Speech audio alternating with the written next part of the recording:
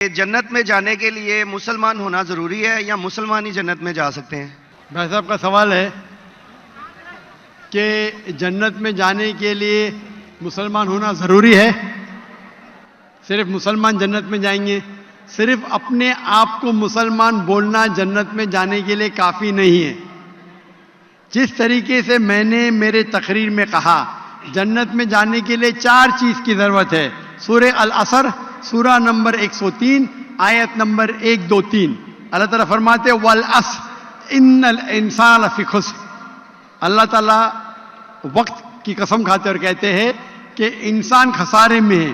सिर्फ वो लोग बच जाएंगे जो लोग के पास ये 4 चीजें। नंबर 1 ईमान। तो सिर्फ मुसलमान बोलना जरूरी नहीं है और मुसलमान बोलना काफी नहीं है। आपके पास नंबर 1 होना चाहिए ईमान। अगर आपके पास ईमान है कि अल्लाह एक है और अल्लाह के आखिरी नबी मोहम्मद सल्लल्लाहु अलैहि वसल्लम हैं और बाकी चीज पे ईमान है, ये एक पॉइंट पूरा होता है। नंबर 2 अच्छे अमाल, अमल सालिहात। नंबर 3 वतवासौ बिल हक, लोगों को हक की तरफ बुलाना। और नंबर 4 वतवासौ बिस्सब्र, लोगों को सब्र की तरफ बुलाना। तो इस आयत से हमें पता लगता है कि जो आदमी, जो इंसान अल्लाह के अलावा दूसरे और की इबादत करता है वो गलत है, वो जन्नत में कभी भी नहीं जाएंगे। और ये सारे किताबों में लिखा है, सारी मजहबी किताबों में, चाहे बाइबल हो, ओल्ड टेस्टामेंट हो, न्यू टेस्टामेंट हो, धम्मा पढ़ हो, बुद्धिस्ट की किताब हो, वेद हो, सारे में लिखेला है। अगर आप पढ़ेंगे गुरु ग्रंथ साहिब, गुरु ग्रंथ साहिब आप पढ़ेंगे, उसके अंदर सबसे पहला वॉल्यूम, सबसे पहला जिल्द, सबसे पहला चैप्टर, सबसे पहला वर्ष को कहते हैं जापू जी, उसे कहते हैं जापू जी। उसमें लिखा है कि खुदा एक है, ना उस खुदा की शुरुआत है ना अंत है। वो खालिक है, वो मालिक है और उसके जैसा कोई ही नहीं है।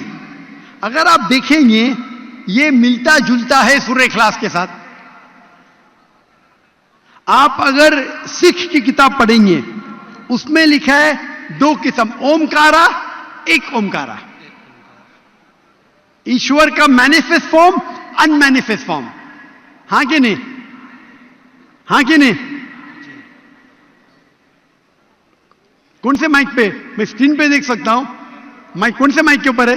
हेलो, ये ऑन कीजिएगा सर। कौन से माइक के ऊपर? लेफ्ट? हेलो हेलो, मैं भाई साहब को स्क्रीन पे देख सकता हूं। माइक 1 पे। जी जी जी जी, लेफ्ट के ऊपर, क्योंकि अंधेरा है तो मुझे दिख रहा नहीं।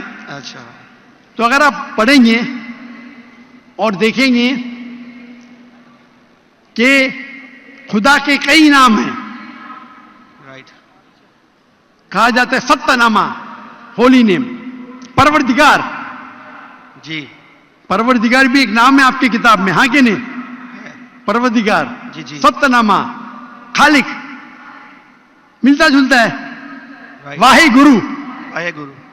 लेकिन अगर आप अमल करेंगे, अगर आप शिर्क नहीं करेंगे, अल्लाह के अलावा किसी और की इबादत नहीं करेंगे, अगर आपके किताब में अक्सर यह बात होता है कि जो अपनी मजहबी किताब में लिखा है, अक्सर लोग उस पर अमल नहीं करते। और यह बात मुसलमानों पे भी है। मुसलमानों की किताब में लिखा है शिर्क मत करो, फिर भी हम देखेंगे कुछ मुसलमान शिर्क करते हैं। तो अगर कुरान में लिखा है शिर्क मत करो और आप शिर्क करेंगे और कहेंगे मैं मुसलमान हूं, तो जन्नत में नहीं जाएंगे। आप समझ रहे भाई साहब?